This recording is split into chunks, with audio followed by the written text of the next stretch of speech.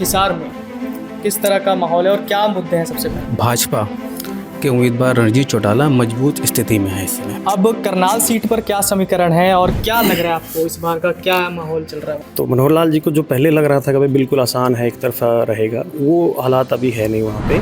किसान आंदोलन का जो ये पूरा चला तो इसको लेकर के भी किसानों में नाराजगी है, तो इसका क्या कुछ असर पड़ेगा? किसान आंदोलन का भी करनाल लोकसभा पे असर है, लेकिन वो इतना नहीं। कड़ा मुकाबला शायद रोहतक सीट पर ही है। इस बार नवीन जिंदल भाजपा के टिकट पर ही उतरे हुए हैं, तो उनको बढ़त मिल सकती है। जो रैली हुई, पीएम की रैली हुई, प्रियंका की हुई, राहुल की हुई, मल्लिकार्जुन खड़गे, क्या माहौल लग रहा है आपको कि इस बार हरियाणा में क्या माहौल बन रहा है? देखिए, एक चीज़ तो स्पष्ट है कि इस बार पिछली बार जैसी स्थिति नहीं है। नमस्कार, आप देख रहे हैं अमर उजाला पंजाब हरियाणा। मैं आपके साथ चंद्र प्रकाश नीरज। कल यानी 25 मई को हरियाणा में सभी 10 लोकसभा सीटों पर मतदान होना है। पिछली बार हरियाणा में लगभग सभी सीटों पर भाजपा का कब्जा रहा था।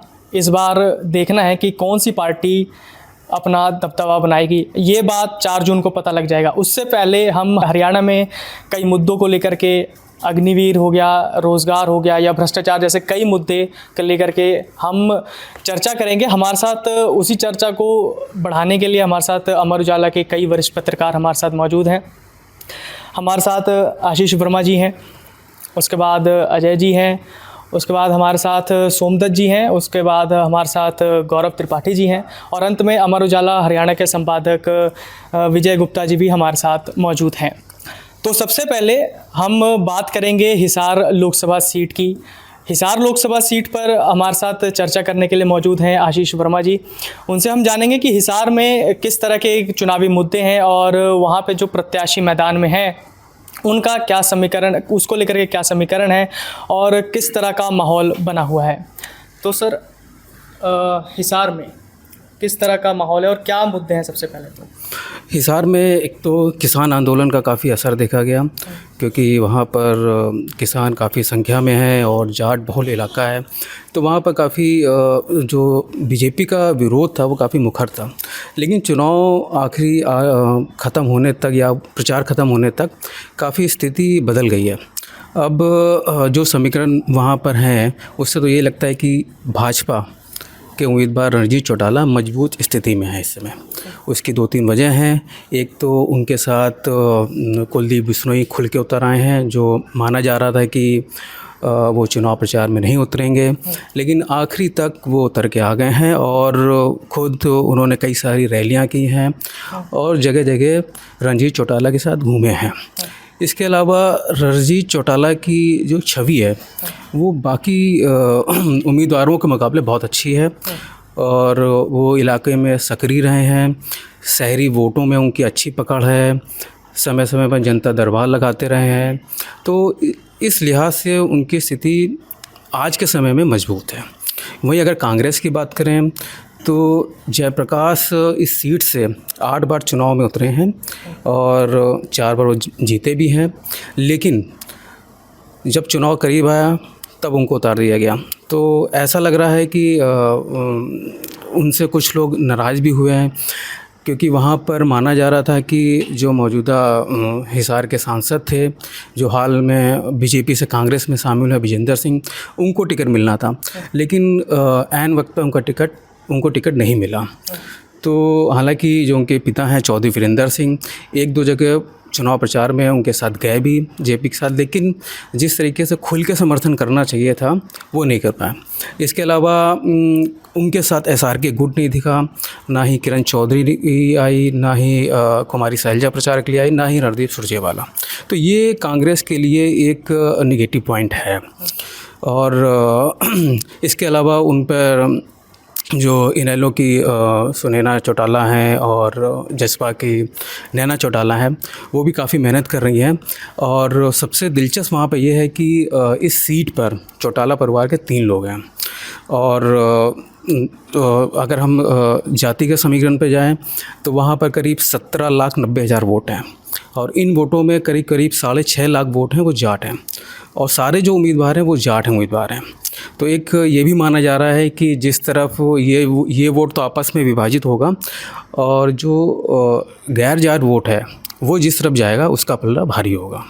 तो मैं आज आज की स्थिति यह है कि बीजेपी वहाँ पर मजबूत है, मेरा आकलन है ये।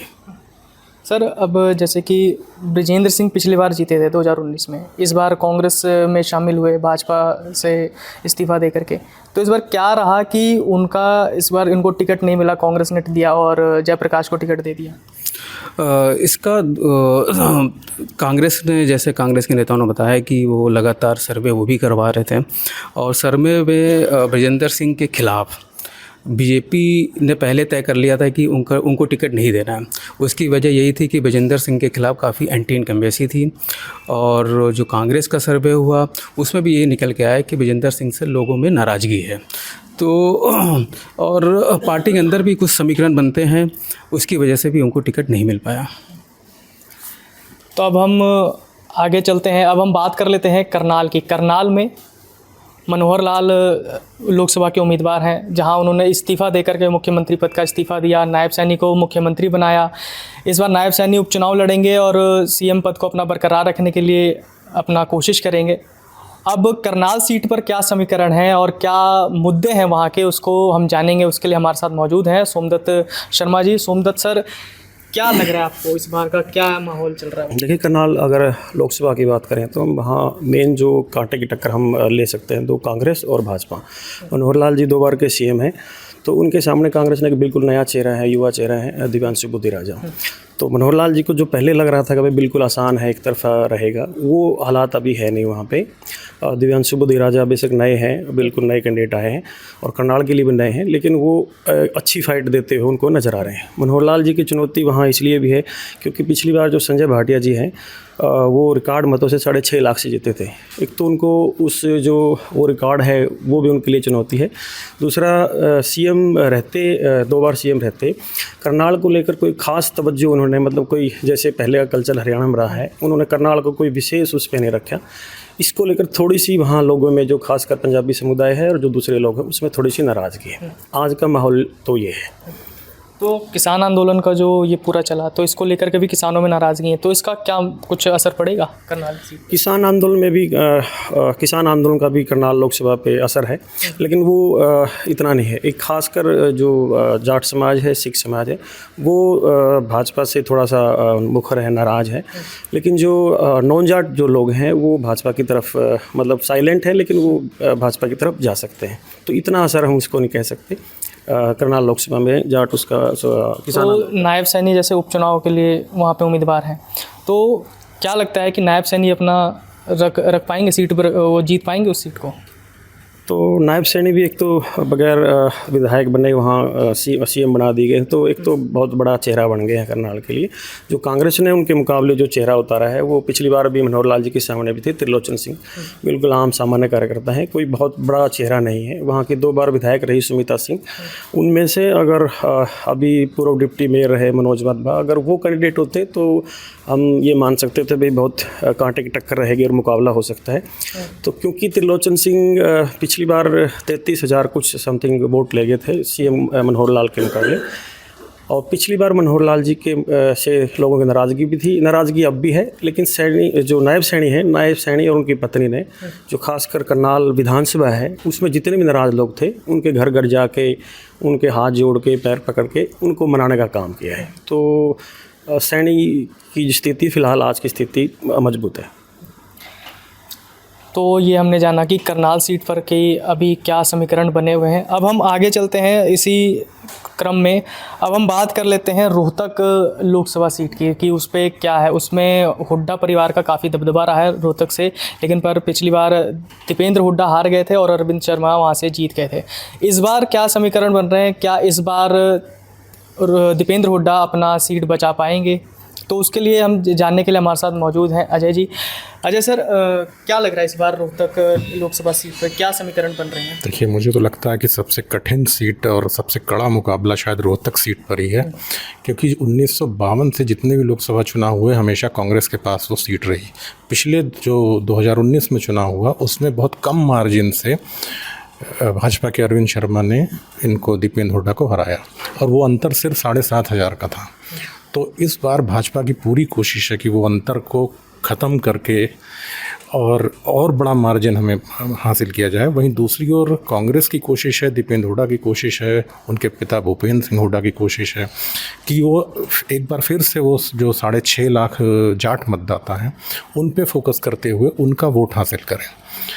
भाजपा की कोशिश है कि जो करीब 10-10.5 लाख गैर जाट मतदाता हैं उनको केंद्रित करते हुए उन पे उनका वोट हासिल करें और जीत हासिल करें, क्योंकि सिर्फ 7,500 की जीत जो पिछले चुनाव में हुई थी भाजपा की, वो बहुत ज़्यादा मायने नहीं रखती है। और भाजपा इस बार भी कोसली सीट से, महेंद्रगढ़ की जो कोसली विधानसभा सीट है, वहाँ से भाजपा को पिछली बार भी बढ़त हासिल हुई थी और इस बार भी भाजपा का फोकस वही है कि वहाँ से अधिक वोट मिले। अभी बीते दिनों प्रधानमंत्री नरेंद्र मोदी की रैली हुई तो भाजपा ने करनाल और रोहतक में ही फोकस किया। अमित शाह की रैलियां हो चुकी हैं, तो जो ये 2 रैलियां हुई हैं इसने भाजपा के पक्ष में माहौल को थोड़ा मजबूत किया है। लेकिन लड़ाई बिल्कुल कठिन है, टफ है और 8 लाख करीब पुरुष मतदाता हैं, 7 लाख करीब महिला मतदाता हैं और इनमें से कितना वोट में टर्नआउट होंगे ये दोनों ही पार्टियों के लिए चुनौती है। तो मेरा तो मानना है कि राजधानी से, दिल्ली से 80 किलोमीटर दूर शायद इसी सीट पर सबसे ज़्यादा निगाह पूरे देश में बनी हुई है। ये हमने जानी रोहतक लोकसभा सीट का समीकरण। अब हम जान लेते हैं कि कुरुक्षेत्र में क्या माहौल है, इसको लेकर के वहाँ पे नवीन जिंदल जो पहले कांग्रेस में थे अब भाजपा में शामिल हुए, उनके सामने हैं इंडी गठबंधन के सुशील गुप्ता। अब वहाँ पे क्या माहौल है और क्या समीकरण है, इसको जानने के लिए हमारे साथ मौजूद हैं गौरव त्रिपाठी जी। गौरव सर, क्या वहाँ पे पूरा माहौल है? कुरुक्षेत्र से 3 प्रत्याशी हैं। नवीन जिंदल भाजपा से हैं, आम आदमी पार्टी के प्रदेश अध्यक्ष सुशील गुप्ता इंडी गठबंधन के प्रत्याशी हैं और इनेलो से अभय चौटाला जो इनेलो के प्रधान महासचिव भी हैं वो उम्मीदवार हैं। इनेलो के मैदान में आने से त्रिकोणीय मुकाबला हो गया है और इस सीट पर जाट और सिख मतदाता निर्णायक स्थिति में होते हैं। इनेलो के अभय चौटाला ने किसान आंदोलन के समय किसानों के समर्थन में अपने विधायक पद से इस्तीफा भी दिया था।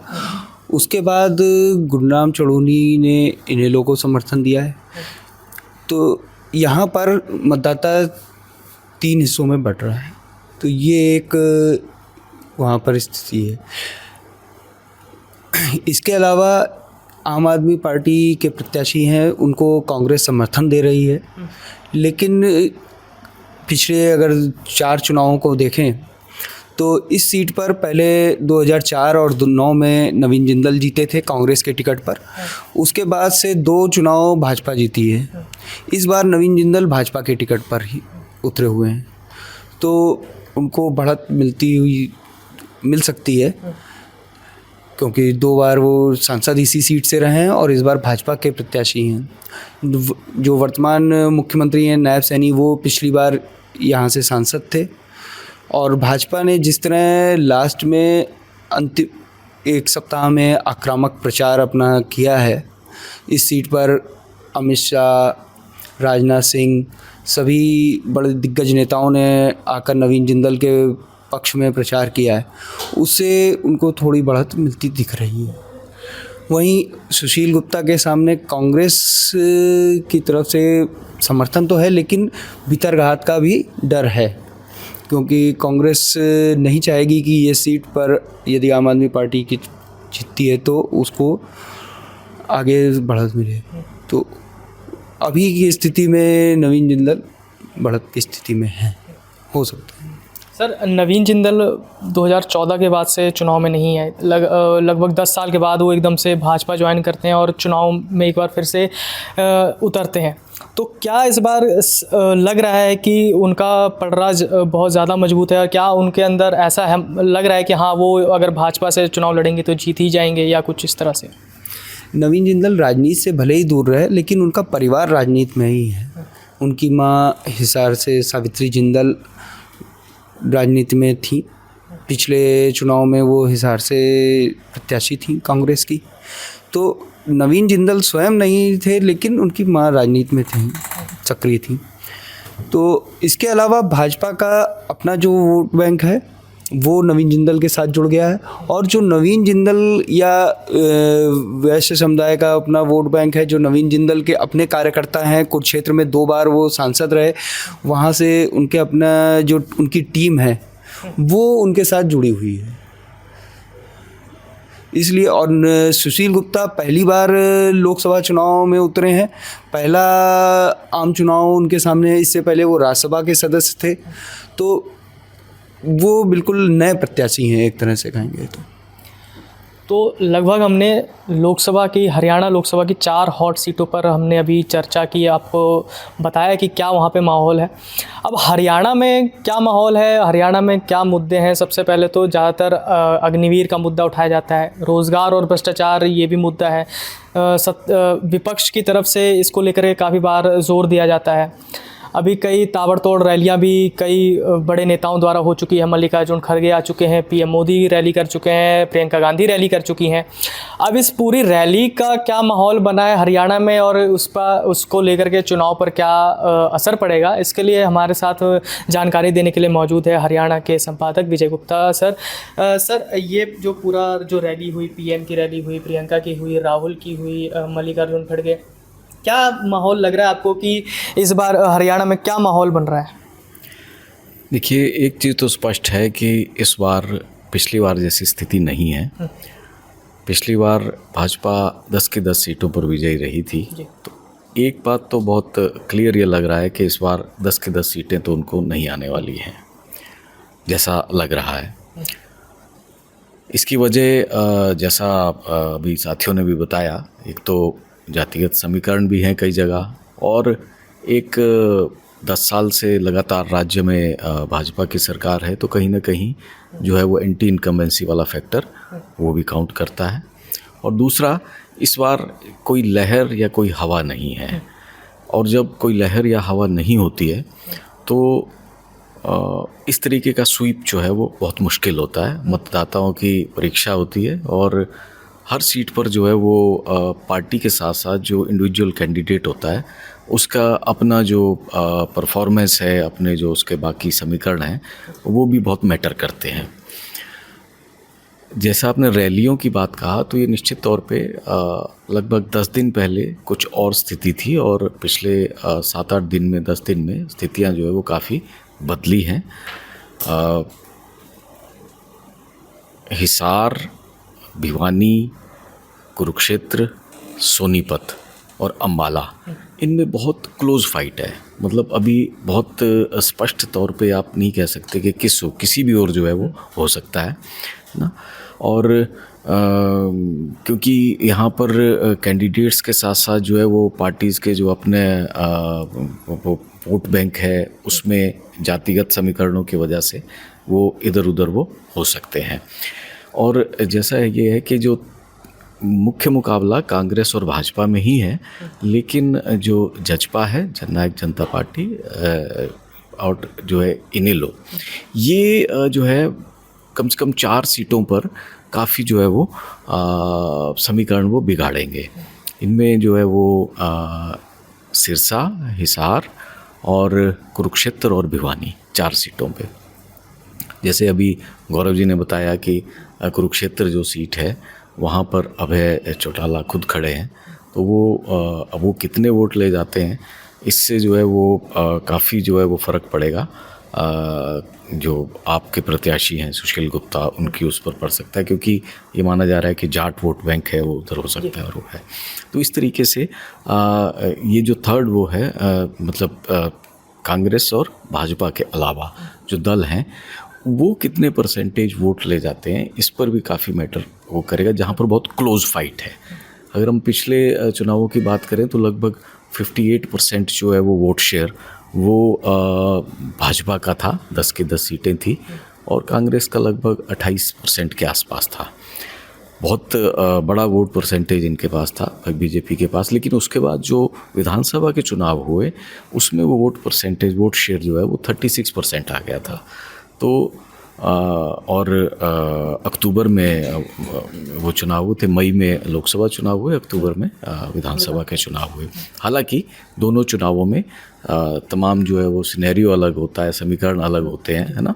वो पूरी स्टेट गवर्नमेंट की परफॉर्मेंस पे डिपेंड करता है जो विधानसभा का चुनाव होता है। लेकिन कांग्रेस का वोट परसेंटेज जो है वो उतना ही रहा, जो पिछले लोकसभा चुनाव में 28% था, वो विधानसभा चुनाव में भी लगभग उतना ही रहा। तो इस सारे उसमें जो गेम प्लेयर है, जैसे मैं कह रहा हूँ, वो ये जो दो दल हैं, जो क्षेत्रीय दल हैं, जजपा और इनेलो, ये कहीं भी फिलहाल ऐसी स्थिति में नहीं नज़र आ रहे हैं कि कोई सीट निकाल पाए, लेकिन बिगाड़ सकते हैं या बना सकते हैं, ये बात है। सर अभी कहा जा रहा है कि भाजपा वाले कह रहे हैं कि सभी 10 लोकसभा सीट हम और एक करनाल का उपचुनाव जो है वो पीएम की झोली में डालेंगे। जो करनाल का उपचुनाव है वो कितना नायब सैनी के लिए वो रख रहा है, क्योंकि सीएम बदलते हैं, एकदम से पूरा समीकरण बदलता है, हरियाणा का सीएम एकदम से बदल रहे हैं, उसके बाद विज नाराज़ हो रहे हैं, फिर नायब सैनी को उपचुनाव के लिए लड़ाया जा रहा है। इसका लोकसभा और इसका उपचुनाव पर क्या किस तरह से है? देखिए, जिस समय ये सारा परिवर्तन हुआ, एकदम जब लोकसभा चुनाव की घोषणा होने जा रही थी, उससे 2 दिन पहले की बात है, तो ये कहा गया कि चेहरा बदला है। तो ये ठीक है कि सरकार का चेहरा बदला, लेकिन हरियाणा में भाजपा का चेहरा नहीं बदला। भाजपा का चेहरा हरियाणा में फिर भी मनोहर लाल ही रहे। पूरा जो लोकसभा चुनाव है वो उन्हीं के नेतृत्व में लड़ा गया है। और नायब सैनी, क्योंकि वो खुद जो है वो अम्बाला ज़िले से हैं, उनकी कंस्टिट्यूंसी मूलतः वो नहीं है, नारायणगढ़ रही है, और करनाल की सीट जो है उनके लिए मनोहर लाल जी ने खाली करी, तो उनके लिए भी वो एक चुनौती तो है वहाँ पर। लेकिन क्या होता है कि जहाँ पर ये बात चलती है कि नहीं, हमारा कैंडिडेट जो है वो सीएम बनेगा और वो होगा, तो एक फैक्टर तो ये ऑटोमेटिकली थोड़ा वो हो जाता है, पक्ष में हो जाता है। दूसरा, खुद मनोहर लाल उनके लिए काफ़ी जो है वो पहले दिन से, क्योंकि उनकी सीट रही है, इसके बावजूद के कुछ जो एंटी इनकम्बेंसी वाले फैक्टर हैं और वो तमाम रहा है, तो काफ़ी जोर उन्होंने लगाया हुआ है और काफ़ी होपफुल भी वो हैं, है ना। तो मुझे लगता है कि जैसी स्थिति थी लगभग 15 या 20 दिन पहले, आज की डेट में, जबकि कल चुनाव होने जा रहे हैं, वैसी स्थिति नहीं है। इम्प्रूव किया है भाजपा ने। लेकिन ये कह देना कि 10 की 10 सीटें लोकसभा की और एक उसकी, ये ठीक है, हर एक पार्टी दावा करती है अपना, और उन्होंने भी किया है, लेकिन इतना आसान नहीं है इसको अचीव करना जितना होगा है। सर अभी जैसे राहुल गांधी आए, प्रियंका गांधी आए, या यहाँ पे अपने दीपेंद्र हुड्डा या भूपेंद्र हुड्डा, एक चीज़ पे हमेशा फोकस रहता है उनका, अग्निवीर को लेकर के और पेंशन को लेकर के। वो कह रहे हैं कि पेंशन 6,000 देंगे, वो कह रहे हैं कि अगर हम सत्ता में आए तो अग्निवीर ख़त्म कर देंगे, ये ठीक नहीं है। तो और ऊपर से प्रधानमंत्री कह रहे हैं कि अगर कांग्रेस आई तो राम मंदिर को ये फिर से हटा देंगे और 370 फिर से ले आएंगे। ये सारा मुद्दा, ये जो फैक्टर है, ये हरियाणा में कितना वो असर डालने वाला है? देखिए, अगर हम मुद्दों की बात करें तो हकीकत तो ये है कि कोई मुद्दा इस चुनाव में जो है उस तरीके से बन ही नहीं पाया।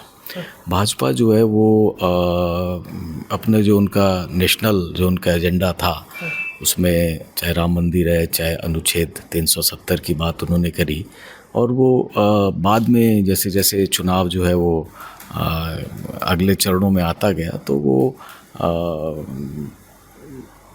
मुसलमान, मंगलसूत्र, ये सारी चीज़ें यहाँ पर भी हुई, आरक्षण वाली बात ये हुई। तो भाजपा जो है, हाँ, लेकिन अगर स्टेट के मुद्दों की बात करें तो भाजपा ने यहाँ पर जो रोज़गार दिए हैं, और जो कहते हैं कि बिना पर्ची और बिना खर्ची के हमने यहाँ पर जो है वो नौकरियाँ दी हैं, इसको उन्होंने जो है वो, अगर राज्य के मुद्दों की बात करें तो इसको उन्होंने उठाने की कोशिश करी। लेकिन ऐसे कोई एक मुद्दा कोई ऐसे उभर के आया हो जिस पे कांग्रेस भी अटैकिंग रही हो और भाजपा ने भी उस पर कुछ किया हो, वैसा कुछ नहीं हो रहा। रोज़गार की ज़रूर बात कांग्रेस करती रही कि बेरोज़गारी है और वो है, लेकिन उसका काउंटर जो है भाजपा ने इस तरीके से किया कि हम तो बिना पर्ची और बिना खर्ची, यानी बिना किसी रिश्वत या बिना किसी सिफारिश के हमारे राज में जो है वो भर्तियाँ हुई हैं। जहाँ तक राष्ट्रीय मुद्दों की बात है, जो भाजपा ने उठाए हैं, वो थोड़ा बहुत असर डालते हैं, लेकिन यहाँ पर मुझे लगता है कि प्रदेश के मुद्दे वही ज़्यादा मैटर करते हैं। कांग्रेस ने राष्ट्रीय मुद्दों से इतर जो है वो प्रदेश के कुछ मुद्दों को उठाने की कोशिश की, जैसे मैंने कहा कि रोज़गार का मुद्दा या अग्निवीर वाला मुद्दा, और वो एक लेवल तक उसको उन्होंने उठाया भी है, लेकिन ऐसा नहीं हुआ है कि वो एक बहुत बड़े उस पर जो है वो बन के आ गया हो मुद्दा ना। तो मुद्दा कोई ऐसा उठ ही नहीं पाया इस सारे चुनाव में, ये जो बात है। तो हमने जाना हरियाणा का क्या सियासी समीकरण है और क्या प्रमुख मुद्दे रहे हैं, चाहे वो अग्निवीर हो, पेंशन हो या अन्य कोई तमाम मुद्दे रहे हों। मेन फोकस चाहे वो किसान आंदोलन कर रहा हो, इन सभी का कितना असर पार्टियों पे पड़ेगा या चुनाव में पड़ेगा, उसका नतीजा 4 जून को पता लग जाएगा। और नतीजों को जानने के लिए जुड़े रहिएगा अमर उजाला पंजाब हरियाणा के साथ। तब तक के लिए नमस्कार। इस ਵੇਲੇ ਅਸੀਂ ਗੁਰਦਾਸਪੁਰ ਜ਼ਿਲ੍ਹਾ ਪਿੰਡ ਜਾਪੂਵਾਲ ਦੇ ਵਿੱਚ ਮੌਜੂਦ ਹਾਂ। ਇੱਥੇ ਅੱਜ ਪ੍ਰਧਾਨ ਮੰਤਰੀ ਜੀ ਆਪਣਾ ਚੋਣ ਪ੍ਰਚਾਰ ਵਾਸਤੇ ਆ ਰਹੇ ਆ ਤੇ ਸੂਬਾਈ ਆਗੂ ਸਰਵਣ ਸਿੰਘ ਜੀ ਪੰਧੇਰ, ਹਰਵਿੰਦਰ ਸਿੰਘ ਜੀ ਮਸਾਣੀਆਂ ਤੇ ਹੋਰ ਸੀਨੀਅਰ ਆਗੂ ਜਥੇਬੰਦੀ ਦੇ ਉਹਨਾਂ ਦੀ ਅਗਵਾਈ ਦੇ ਵਿੱਚ ਇੱਥੇ ਜਿਹੜੇ ਆ ਕਿਸਾਨ ਇਕੱਠੇ ਹੋਏ ਆ ਤਾਂ ਕਿ ਅੰਦੋਲਨ ਸੰਬੰਧੀ ਜਿਹੜੇ ਸਵਾਲ ਜਵਾਬ ਆ ਤੇ ਆਪਣੀਆਂ ਮੰਨੀਆਂ ਹੋਈਆਂ ਮੰਗਾਂ ਪ੍ਰਤੀ ਜਿਹੜੇ ਸਵਾਲ ਜਵਾਬ ਆ ਪ੍ਰਧਾਨ ਮੰਤਰੀ ਜੀ ਕੋਲੋਂ ਲੈਣ ਵਾਲੇ ਆ ਜਿਹੜੇ ਜਵਾਬ ਉਹਨਾਂ ਨੂੰ ਪੁੱਛੇ ਜਾ ਸਕਣ। ਸੋ ਇੱਥੇ ਕਿਸਾਨ ਮਜ਼ਦੂਰ ਲਗਾਤਾਰ ਮਾਤਾਵਾਂ ਭੈਣਾਂ ਇਕੱਠੇ ਹੋ ਰਹੇ ਆ, ਵੱਡੀ ਗਿਣਤੀ ਦੇ ਵਿੱਚ ਹਾਲੇ ਆਉਣਾ ਉਹਨਾਂ ਦਾ ਜਾਰੀ ਆ। ਤੇ ਇੱਥੋਂ ਜਦੋਂ ਵੀ ਪ੍ਰਧਾਨ ਮੰਤਰੀ ਦਾ ਪ੍ਰੋਗਰਾਮ ਹੁੰਦਾ ਤੇ ਉੱਥੋਂ ਚੱਲ ਕੇ ਸਵਾਲ ਜਵਾਬ ਕਰਨ ਵਾਸਤੇ ਸ਼ਾਂਤਮਈ ਤਰੀਕੇ ਦੇ ਨਾਲ ਸਾਡਾ ਕੋਈ ਪ੍ਰੋਗਰਾਮ ਉਹਨਾਂ ਦੇ ਰੈਲੀ ਰੋਕਣਾ, ਉਹਨਾਂ ਰੈਲੀ 'ਚ ਜਾਣ ਵਾਲੇ ਲੋਕਾਂ ਨੂੰ ਰੋਕਣਾ, ਐਵੇਂ ਦਾ ਕੋਈ ਪ੍ਰੋਗਰਾਮ ਨਹੀਂ ਹੈ। ਸ਼ਾਂਤਮਈ ਤਰੀਕੇ ਨਾਲ ਅਸੀਂ ਇੱਥੋਂ ਅੱਗੇ ਵੱਧ ਕੇ ਤੇ ਸਵਾਲ ਜਵਾਬ ਜਿਹੜੇ ਉਹਨਾਂ ਨੂੰ ਉਹ ਕਰਨ ਜਾਵਾਂਗੇ। ਧੰਨਵਾਦ ਜੀ। ਮੋਦੀ ਸਰਕਾਰ ਮੁਰਦਾਬਾਦ, ਮੁਰਦਾਬਾਦ, ਮੁਰਦਾਬਾਦ। ਸਰਕਾਰਾਂ ਤੋਂ ਨਾ ਚਾਕ ਕਰੋ, ਆਪਣੀ ਰਾਖੀ ਆਪ ਕਰੋ। ਸਰਕਾਰਾਂ ਤੋਂ ਨਾ ਚਾਕ ਕਰੋ, ਆਪਣੀ ਰਾਖੀ ਆਪ ਕਰੋ। ਨਾ ਮਜ਼ਦੂਰਾਂ ਦਾ ਇੱਕ ਜਿੰਦਾਬਾਦ, ਜਿੰਦਾਬਾਦ, ਜਿੰਦਾਬਾਦ। ਬੇਨਤੀ ਆ